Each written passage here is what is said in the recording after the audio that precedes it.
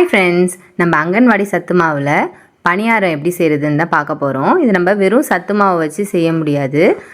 வேறு எக்ஸ்ட்ராவாக கொஞ்சம் பொருட்கள்லாம் சேர்த்து செய்யும்போது தான் அது நல்லா சாஃப்டாக இருக்கும். நான் வந்து எந்த டம்ளர் மெஷர்மெண்ட் எடுக்கிறேனோ அதுதான் இந்த ஃபுல்லுத்துக்கும் மெஷர்மெண்ட் பயன்படுத்தியிருக்கேன். 1 டம்ளர் அளவுக்கு வெல்லம் சேர்த்துருக்கேன். அதை கொஞ்சமாக தண்ணி ஊற்றி நல்லா சுட வச்சுக்கலாம். கரைஞ்சதுக்கப்புறம் நம்ம வடிகட்டுறதுக்காக, ஏன்னா அடியில் தூசி ஏதாவது இருக்குங்கிறதுனால நம்ம அதை கரைச்சி எடுத்துக்கிறோம். ரொம்ப அதிக தண்ணி ஊற்றிட வேண்டாம். கொஞ்சம் தண்ணி ஊற்றி நம்ம வேணுங்கிற அளவுக்கு தண்ணி ஊற்றி நம்ம கரைச்சிக்கலாம். ஏன்னா ரொம்ப தண்ணி ஆகிடுச்சின்னா நம்ம பணியாரம் மாவுலாம் கலக்கும் போதும் டக்குன்னு தண்ணி அதிகமாகிடுச்சின்னா அப்புறம் பொசு பொசுன்னு இருக்காது பணியாரம். நான் எந்த கப்பால் வெல்லம் அளந்தனோ அதே டம்ளரால் 1 டம்ளர் அளவுக்கு அங்கன்வாடி சத்து மாவு எடுத்திருக்கேன்.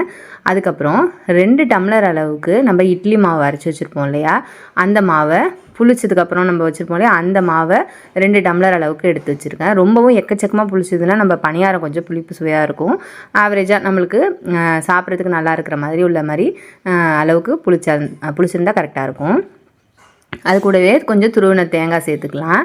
இப்போ வெல்லம் நல்லா கரைஞ்சி கொதிச்சு வந்துருச்சு. அதை நல்லா நம்ம வடிகட்டி எடுத்து வச்சுக்கணும். வாசனைக்காக கொஞ்சமாக ஏலக்காய் தூளும் சேர்த்துக்கலாம். இப்போ நான் வெல்லம் கரைச்சி அது நல்லா ஆறிடுச்சு. ஆறினதுக்கப்புறம் அதை ஒரு ஃபில்டரில் சேர்த்துட்டு வடிகட்டி அந்த மாவுலேயே எடுத்துகிட்டு இப்போ நம்ம நல்லா கலந்துக்கணும். தேவைப்பட்டுச்சுன்னா எக்ஸஸாக தண்ணி ஊற்றிக்கணும். நம்ம கலக்கும்போது ஒரு கரண்டியை வச்சு நல்லா கட்டி இல்லாமல் எல்லாத்தையும் நல்லா ஃபுல்லாக கரைச்சி எடுத்துக்கலாம். இதை கரைச்சிக்கிட்டு தேவைப்பட்டதுக்கப்புறம் நம்ம கொஞ்சம் கொஞ்சமாக தண்ணி சேர்த்து நம்ம இந்த மாதிரி இட்லி பேட்டர் பதத்தில் நம்ம மாவை கரைச்சி அந்த கன்சிஸ்டன்சியில் வச்சுக்கணும். நம்ம அப்படியே நேரடியாக கரண்டியால் ஒரு கரண்டியாக ஒரு குழியில் ஊற்றினாலும் சரி தான்.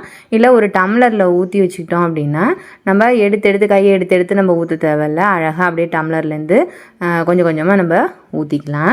இப்போ ஒரு பணியார குழியில் நெய் இல்லைன்னா எண்ணெய் எது வேணாலும் நம்மளுக்கு பிடிச்சதை பயன்படுத்திக்கலாம். எல்லா குழியிலையும் ஊற்றிட்டு லைட்டாக அப்படியே சுற்றி விட்டிங்க அப்படின்னா எல்லா இடத்துலையும் நெய் நல்லா படும். நம்மளுக்கு கொஞ்சம் ஒட்டாமல் வர்றதுக்கு வாய்ப்பு இருக்கும். அதுக்காக தான். இப்போ அந்த நெய்யெல்லாம் நல்லா சூடானதுக்கப்புறம் நம்ம வச்சுருக்க மாவை ஒரு குழியிலையும் அழகாக ஊற்றிட வேண்டியதான். நடுவில் உள்ள குழி சீக்கிரமாக ரெடி ஆகிடும். அதனால் ஃபஸ்ட்டு சுற்றி இருக்கிறத ஊற்றிட்டு அதுக்கப்புறம் கூட நம்ம நடுவில் உள்ளதை ஊற்றலாம். ஊற்றிட்டு சிம்மில் வச்சுட்டு மூடி வச்சிடலாம்.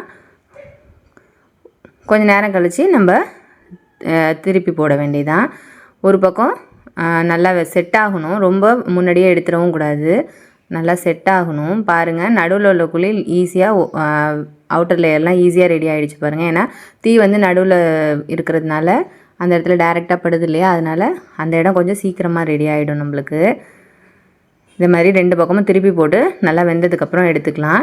இன்னொரு பக்கம் திருப்பி நம்ம போடும்போது நடுவில் உள்ள பணியாரம் இருக்கு இல்லையா, அதெல்லாம் வேறு சைடில் மாற்றிட்டு வெளியில் அவுட்டர் சைடில் இருக்கு இல்லையா, அந்த பணியாரத்தை நடுவில் உள்ள குழியில் மாற்றி நம்ம போட்டும் வேக வைக்கலாம்.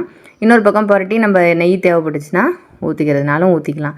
இதை மாதிரி 2 பக்கமும் திருப்பி போட்டு நல்லா வெந்ததுக்கப்புறம் எடுத்தோம்னா நல்லா பொசுன்னு சூப்பரான பணியாரம் ரெடி ஆகிடும். நம்ம சேனல் ஆரம்பித்த புதுசில் நம்ம சப்ஸ்கிரைபர் கேட்டிருந்தாங்க, இந்த சத்து மாவு பணியாரம் எப்படி செஞ்சீங்க அப்படி சொல்லிட்டு. அப்போ வீடியோ போடாமல் இப்போ இவ்வளோ நாள் ஆகிடுச்சு நான் வீடியோ போடுறதுக்கு. வெறும் சத்து மாவை வச்சு நம்ம பணியாரம் செய்யலாமா அப்படின்னா அதுமாரி செய்ய முடியாது. செஞ்சால் அந்த சாஃப்ட்னஸ் இருக்காது, அப்படியே கல் மாதிரியே இருக்கும். அதுக்காக தான் நம்ம வந்து இந்த இட்லி பேட்டர் வச்சு நம்ம சேர்த்து செய்கிறோம். ரொம்ப அதிகமாக இட்லி மாவு கலந்துட்டோம்னாலும் நம்மளுக்கு அந்த சத்து மாவோட இது இல்லாமல் போயிடும். கொஞ்சோண்டு சத்து மாவு கலக்கக்கூடாது. இந்த பங்கு சேர்த்தோம் அப்படின்னா நம்மளுக்கு கரெக்டாக இருக்கும். பாருங்கள், இந்தளவுக்கு நல்லா சாஃப்டாக பொசுன்னு இருக்குன்னு. நம்ம ஃப்ரெண்டு கூட கேட்டிருந்தாங்க, ஒரே மாதிரி டிஷ்ஷஸ் செஞ்சால் என் பசங்கள்லாம் சாப்பிட மாட்டேங்கிறாங்க அப்படின்னு சொல்லிட்டு. நிறைய ஹெல்த்தியான டிஷ்ஷஸ்லாம் செஞ்சு கொடுக்கலான்னா ஒரே மாதிரி அதே திருப்பி நம்ம செஞ்சு கொடுத்தோன்னா சாப்பிட மாட்டேங்கிறாங்க அப்படின்னு சொன்னாங்க. அதனால தான் இந்த சத்தான உணவை வந்து வேறு விதமாக நான் செஞ்சு நிறைய காமிச்சிருக்கேன். இதை செஞ்சு கொடுங்க.